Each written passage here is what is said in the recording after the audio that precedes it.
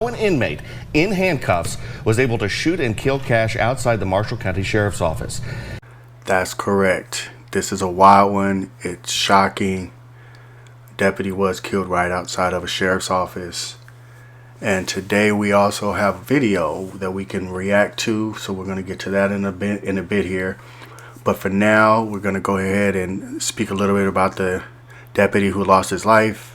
That is Chief Deputy Jody Cash. Yeah, so you guys see that Deputy Cash was serious with law enforcement. He was dedicated to this career. 22 years in, worked at multiple agencies. And it wasn't like he was going there and leaving for certain things. He was going there where he had already achieved rank. Where he did 8 years at the Kentucky State Police, where he retired as a sergeant. He did a couple years at Caldwell County Sheriff's Office. He worked actually the Moray State University Police, where he did a few years there. I think it was 6 or so. And even there, he achieved rank at assistant chief. So he was going to these agencies and moving up. He wasn't just sitting there. And then where he passed away, his 1042, was at the Caldwell County Sheriff's Office, where he did 6 years there. And that was May 16th, 2022. At 14:10 hours, 2:10 for those, is his end of watch. And now we come to the other half of this story. Gary Rowland was in custody at the time, yet he still managed to conceal 2 weapons, a gun and a knife. Yes, it's true. I mean, you're looking at it. This guy was able to go in custody inside an interrogation room. Let's go back. Transported from wherever he was taken into custody, taken to the sheriff's office to go into an interrogation room to speak with, and he was able to keep a gun and a knife on his person, and they didn't even know about it. Yeah, so I mean, he had a past. He had some drug charges, weapons charges, burglaries. I mean, I didn't read anything on him where he hurt people, but I'm sure he's in the street, and it looks to me like drugs were probably the factor that had him doing what he did and why he didn't want to go back to jail. That was what he said. I'm not going back, right? So it's just one of those things where he had an opportunity. I don't know what the hell he was thinking, but he took it, and it didn't go his way all the way. Well, I guess it did go his way, but I doubt he didn't want that. And we'll get a little bit more into him later. But we're going to get into this video right now that we have and do a reaction on it, okay? All right, you guys, like I said, we're blessed today. We're cool. We have a video to react to, so I've seen it. I want to know what you guys think. Let's check it out, okay? Oh, and before I get going on that, thank you, Local 6 WPSD, for the video to react to. The interrogation room at the Marshall County Sheriff's Office in Benton, Kentucky. Gary Rowland sits in silence as doors in other parts of the building open and slam shut. On the table, lottery scratch-off tickets. The special response team found them in Rowland's pocket earlier when they took him into custody. The plan was to bring him straight to the jail after the arrest. But Rowland wanted to talk to deputies, said he'd give up names of local drug dealers, so they brought him here. 3 cameras are recording as he waits in the room alone, hands cuffed behind his back. Pay attention to the next part. Kentucky State Police mentioned this moment in their report.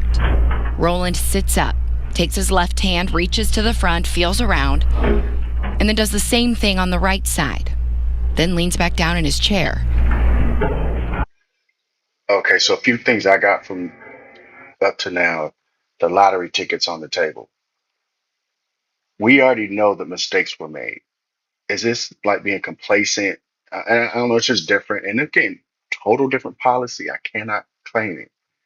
But the policy I'm used to is his property is not with him anymore. Once he's cuffed, we take the property, it goes somewhere where we are, it's out of his control. He's not going to see it anymore. And then the other thing is he's moving around, getting, let me see if I can get this here. The way he's moving around. Less than a minute later, the door opens. Right here. He's moving around. Then leans back down in his chair. Yeah. I see one or two things. He's trying to either get that gun in a position where he can use it in a moment, but a bigger thing for me is, can I conceal it better? Make sure there are no bulges, make sure that it's covered, because if these guys say, hey, what's that bulge in his waistline and searching, boom, they got him. And just like another thing, this is an interrogation room, it's not a holding cell, so you really don't have cameras and everything watching. But it'd be cool if I know it's just hindsight, right? Monday morning quarterback, and like, gosh, I wish someone would have been on camera and like, what the hell is he doing? Hey, you guys check him out. He was moving around a little bit. But again, that's hindsight. Just wishing for a different outcome. But let's go. Less than a minute later, the door opens. Callaway County Chief Deputy Jody Cash in the green, Marshall County Deputy Donald Bowman in the Saying quick. Did you see how he sat up real quick? Yeah, he's trying to make sure they can't see. Crap. That did you notice how fast he sat up super quick? Let's see if we can get that real quick. So watch this. As soon as they walk in, he sits right up. Callaway County Chief Deputy Jody Cash in the green, Marshall County Deputy Donald Bowman in the white. He sat right up and is bent over. Yep. Remember, these two are federal DEA task force. They're not in typical police uniform because their goal is to blend in, not stand out. They did have bulletproof vests on earlier, but they took them off once Rowland was in custody. All right, so a few things with that. Those vests suck. Anyone who's done this job, when you get to the office, you're like, man, the heck with this. I got to write reports. I'm not sitting here with this on. Take it off, put it to the side. I was extremely bad with this. When I got to the office and I'm in the report writing room, the vest comes off, my belt even comes off, and it sits next to me. I don't have the gun on me and all that. I'm in the chair when I'm comfortable, and then I start typing and do whatever I got to do. If I'm inside the office where I know there's no one that can get to me, and I'm there in a safe environment, right? And if we do and I hear something, go ahead, I'm flicking my belt back on and checking it out from there. Or if I got to get a call real quick, click, click, that's back on, 10-8, boom. So you can see the difference with that. And another thing I'm looking that I think could have played a part in some of this is, so like LAPD, LA County Sheriff's, like where I'm from, they're big enough. They're going to have their own task force, their own SWAT. They don't need outside agencies to build that because they have the manpower and the bodies to do it without losing any bodies on the street. Where you have smaller agencies, they're going to put, one here, two here from different agencies to build a task force so they have the bodies, but their agencies also aren't missing bodies at work. That's how that works. So this agency, they have officers and deputies from different agencies making this task force working with the DEA. And now what do you have with that? You're going to have different policy. You're going to have different tactics and trainings. And, someone may miss something. And where's the focus at? So I could see that unless they're training a lot together, that could also play a part in being complacent and things going wrong. Not knowing who you're working with also, you know them to an extent, but those are not the guys you are with all day at your agency. He says, yeah, he'll talk to us, but he really wants a cigarette. He wants to call his girl. I'm like, well, let's talk a little bit, and we'll see what we can do from there. Can we grab a handcuff key? Cash tosses the key to Bowman, who then walks over to Rowland, moving his cuffs from the back to the front. You can see Cash going in and out of the room throughout the video, grabbing things for Rowland. First a drink, followed by a cigarette. Rowland is testing the waters. What do you guys think? My boy is testing the waters. He wants to say, he can't do anything right there. There's no way he feels he can make a move in that agency, in that office, and get out of there without getting tagged like crazy. But he's testing the waters right now. And whatever information that he's feeding them, hope that it's worth what they're doing. And he's, oh my gosh. How about if you guys are with me right now in the comments? Question for you. Do you think Roland would have asked to go talk with these guys and give up names if he didn't have that gun on him? Just wondering. Or would he have just been like, man, just take me to the county. I'm good. Get away from me. Then they allow him to go outside and smoke that cigarette. Not your room. Notice Roland's sweatpants as he leaves the room. This is about to come into play. Bowman talks about it in his interview with KSP investigators. Looking back on it, he spends a lot of time bent over, putting the smoke out, and I think he was moving the pistol up to where he could get it, where he could get hold of it. When they come back, Roland's pant leg is now pulled up below the knee. We talk a little bit more. Again, he says, man, hey, I could really use another smoke. I'll continue cooperating with you guys. I'll continue talking to you. Cash grabs one last cigarette for Roland. All three. Okay, you guys look at Roland. He is a big mofo. I mean, Cash is tall too, also, but he's older. This other guy, he's shorter, older. Roland is a young, big dude. I mean, play football, basketball, rugby, chess. I don't know, do anything, bro. And I'm looking like, does he look like he's smoked out? Because he's acting like it. And like you said, we know this dude has a long rap history, rap sheet. I apologize. I'm just bugging right now how big he is, where he could have been in life. I mean, I'm trying to see his face even more. Like, does he look like he's smoked out? Or is he just drug dealing? Or is he actually a cluck? Crazy, man. And then you see he went in and out. He probably went out the first time, like, oh, where's my opportunity? Froze up, didn't get it. So now he's trying to, and now he really has played it and he knows what he needs to do and how to do it. Second round. That was his tester. And he may have thought about doing it the first time, but froze up, but we know where it's going. Leave the room. This time, they do not come back. Keep in mind, what happens next all played out in front of the Marshall County Sheriff's Office, just feet from the entrance. The surveillance cameras here should have captured everything, but they didn't work. If you're not familiar with the building, this is what it looks like. See that pillar? Gary Rowland stood on the other side of that to smoke. Deputies to the left and right blocking him in. Over here is the jail's Sallyport entrance, where they transport inmates. It has a motion sensor camera, but it also did not record the shooting. State investigators say someone at the jail turned down the sensitivity because the camera was capturing too much movement. I can guarantee you there were some knee-jerk responses to that. And there's some policy or new rules and who did what. But did you guys see that dang crime scene? Freaking crazy. Look at this crime scene, you guys. Hold on, let's go back. Look at this. Look at all these freaking markers. Oh my gosh. Bananas. Even got the med bag still there. All right, I'll probably let's get back over here. Oh man, that's wild. The sensitivity because the camera was capturing too much movement. KSP says the recording has a 3-minute gap. First, Cash is standing. Then he's not. And an ambulance arrives. We haven't seen that video. The state denied us a copy because they say it could compromise security. They did give us a copy of this. Camera footage from a business across the street, 664 feet away. The image is blurry. There's no sound, and vehicles are darting in and out of frame.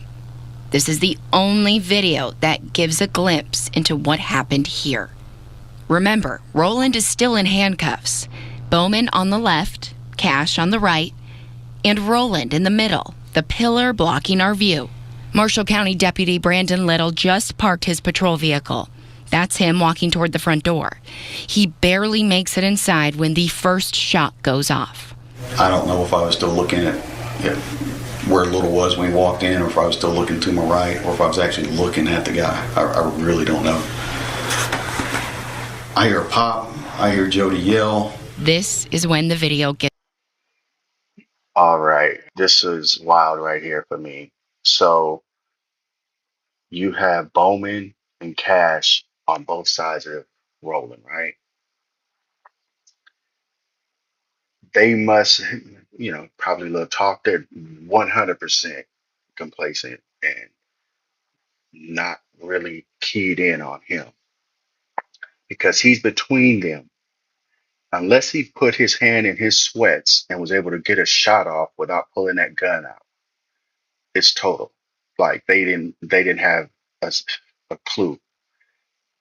But if he really went in, pulled the gun off, got it up, and got a shot off on Cash, and their first clue that something was wrong was I hear a shot and him yell, which means you did not have your eyes on that guy. But again, I'm not judging them at all. This guy's in custody.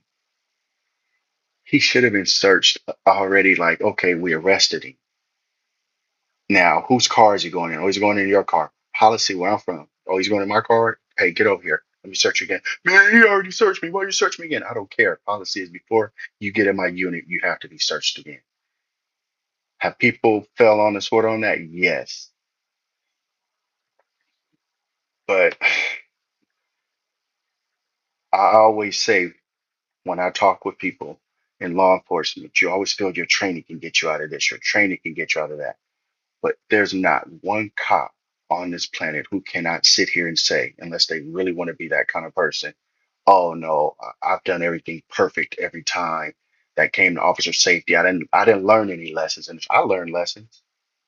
I learned lessons like crazy and mistakes that haunted me for like weeks because I'm hard on myself. Like, dang, what the hell was I thinking when that happened? The day you mess up and you don't follow your training and it fails, you'll never know about it. Your family will be hurt, but you won't know about it. Most of the time when a cop makes a mistake, he doesn't have that person. They're either trying to get away or they're just kind of stuck, so they don't respond to your mistake to where it's deadly. But when you have a person like Rowland who will kill you or to get away, or they just want to kill you or hurt you, and you make that mistake, that's when 2 + 2 = 4 and you're gone. There's no coming back from that mistake when you're dealing with that type of person. So you make mistakes and you learn from them, hopefully. It's just the point, did you make the mistake with that person that you're allowed to get it back? Or did you make that mistake with that person that's going to take it and you will never know that you made a mistake? It's wild, man. It's graphic. We've decided to blur this part out. Right here, Jody Cash goes down. Bowman starts running, and there's Rowland close behind. I'm pretty sure he popped another round at me. Investigators say right here, Rowland points the gun at Bowman. I trip over the sidewalk there. I get back up. I start engaging him. That time I kind of see Little out on my left side there. I can see the gun pointed at me. It's almost like I can see straight down the barrel. The video shows Rowland falling in the parking lot near the curb as deputies are firing shots at him. Rowland stands back up and can. Real quick, those freaking cars driving by, I know they're like, what the hell? What the hell? Like, please don't get hit. I'm so grateful no one was hit as they drove past because, I mean, you train with firearms, and I'm not just saying law enforcement, it's just period. When you train with firearms, you're trained as one of the rules is know your target, know what's in front of your target and what's behind your target, what's your backdrop. And you just have a whole bunch of innocent people driving past, but you're doing what you have to do right now. But that's wild, right? Continues to flee. Rowland's not complying. Rowland falls again, this time in the grass. I just give him verbal commands, show me your hands, show me your hands. It's like his fingertips were on the butt rear part of the gun. Rowland's got his back to me on the ground. So Brandon kind of covers me, and we both move up. I grab a hold of Rowland from the backside there. He's still got the gun in his hand. I took the gun, tossed it over to the left. Shots fired outside the sheriff's office. We need him instead. Suspect down. We need help. Benton Police Sergeant Logan Hampton races to the scene. And for those of you know, like a lot of sheriff offices, they're located within city jurisdictions. So yeah, if you're hearing this on the radio and you're a deputy, you're like, what at the office, marshal? What the?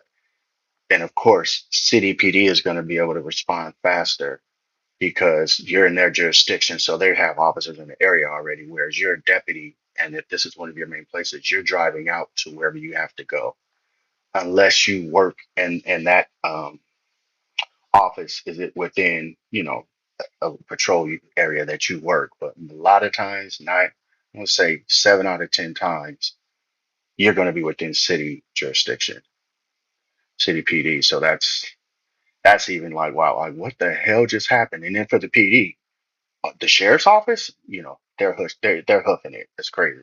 Dashcam video giving us a clearer picture of the aftermath. On the right, deputies Bowman and Little, with Rowland back in custody.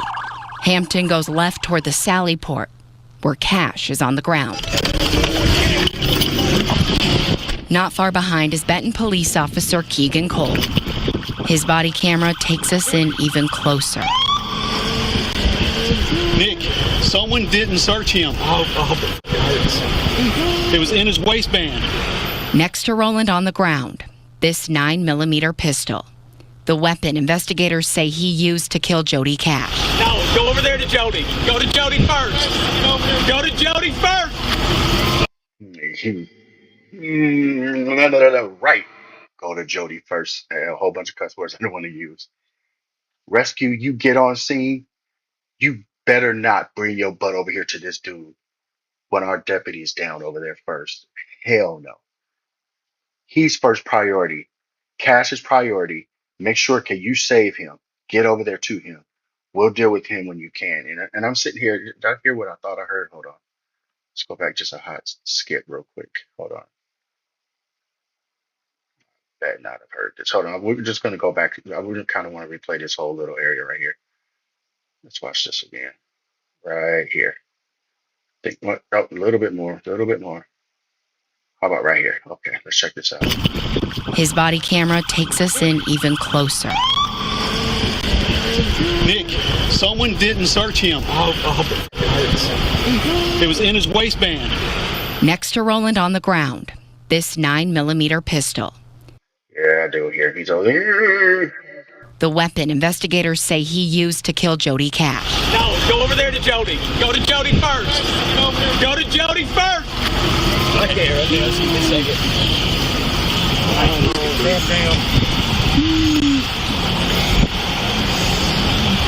Jody's not. Yeah, hopefully that is good. Yeah, now you feeling yeah, you gargling up. Yeah, you probably freaking drowning in your freaking blood. You made that decision 100%. Check on our guy. We'll be here for you. You're back detained. You're you caused that on your own. I apologize to your family. I know they love you. They know you from that little kid until you turned who you were, and they loved you through it all. But coming from this direction, you killed a guy who was doing his job. You could have went, did your months, did your year, been out, been around your family, changed your life.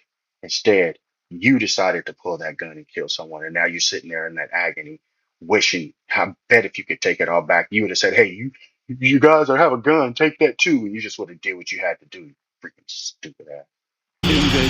Well, who shot this guy? I did.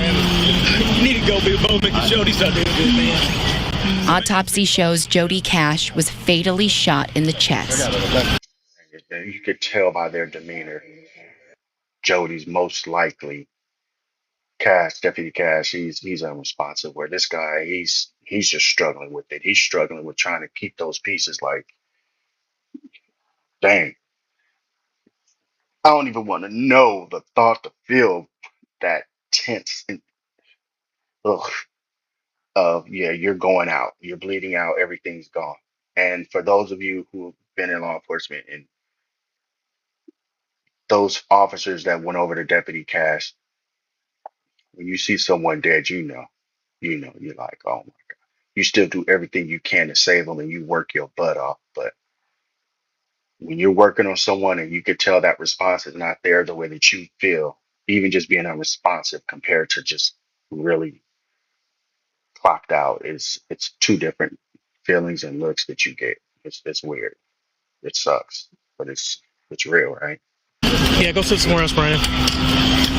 He's done for, guys. Rowland was hit 13 times, including a fatal shot to the head. I apologize for laughing. Please forgive me, God. Please forgive me. He's done for. He's done for. Like I just said it too. You know that look. You know what's going on when they finally clock out and you sitting there, even you doing CPR, everything you possibly can, but they clocked out and and he just said he's done for. It's crazy. I guess we didn't search him good enough. He had a gun in his waistband. First responders get Rowland into the ambulance, where they find this knife. That's another thing that sucks. These guys are all probably Marshall County sheriffs. So they all work together. That's their agency. Where Cash, I think he was from a different agency. I can't remember it right now. Out of everyone there, all their guys are good. And the one guy that's coming from out takes the hit. That's bananas. Bananas. And he's probably the only deputy from his agency that was in that task force. Hanging on a lanyard around his neck. The same spot Hampton searched earlier, where he found the key to the Chrysler, hanging on a lanyard. All right. My name's Detective Stout with the Kentucky State Police spent the following week interviewing local law enforcement, including members of the SRT, the guys who first took Rowland into custody. Do you think there's anything that you or other law enforcement could have done to differently change the outcome of this situation? Just probably searching people to the full extent. I mean, the obvious is a little more thorough search. Obviously, I know we searched him. Obviously not good enough. I wish I'd done something different, but I can't think of something that I can honestly sit here and tell you that I would have done differently. Search or better search. That freaking union rep response person crap right there, something I could have done different. Even if you weren't there, you had nothing to do with the search, you could have said, at least, my team could have did a better search or something, not just be arrogant and try and tell up union rep probably directed your answer. Come on, man. Don't be that person. I wouldn't even want to work with that guy unless he just wasn't on scene and he had nothing to do with it, but I doubt it. This is bananas, you guys. I think that's it. All right. So the interrogation. That was the video. Thank you, guys. A lot to unpack, right? Let me know what you guys think of that. And I apologize if I got a little emotional there. I apologize. That's all I want to tell you. And also to Rowland's family, I understand you guys love him. He's loved. And the way that I looked at that and everything is just, he hurt someone. He killed someone. And he took a father, a son, and a husband from a family, and your son caused that 100%. So again, my condolences. And I just have a little bit different outlook. And I do care that you guys think like, oh, no one cared. But your son did that. I'm not going to sit here and sugarcoat it. Again, condolences to you guys. And I hope that you're healing and everything is good. And I know it's empty, but there's your guy. So I have one thing about Rowland that I was thinking about while I was watching this is, he didn't want that smoke. He really was desperate because he had a gun on him, talking about he didn't want to go back to jail, wasn't going back to prison. But when the task force was there, in force, vest on, ready to take him on, he just ducked out on it and took it. And they could have took the gun from him if they did a proper search there. He would have went to jail. But he decided to do it later. He just thought he can get away with it, and it didn't work that way. He didn't want to die. So he's sitting there talking about it hurts. Yeah. Last I'm speaking of that guy though. Before we get to the end of this, I hope you guys do me a favor. It's my first video, right? Please like, subscribe, hit the notification button. Please leave a couple comments. I'm trying to get this channel started. I'm gonna have some more videos right after this. So at the end of this, I want to say condolences to the family of Jody, and let's celebrate his life. Show some respect for Chief Deputy Jody Wayne Cash, his end of watch, his 1042.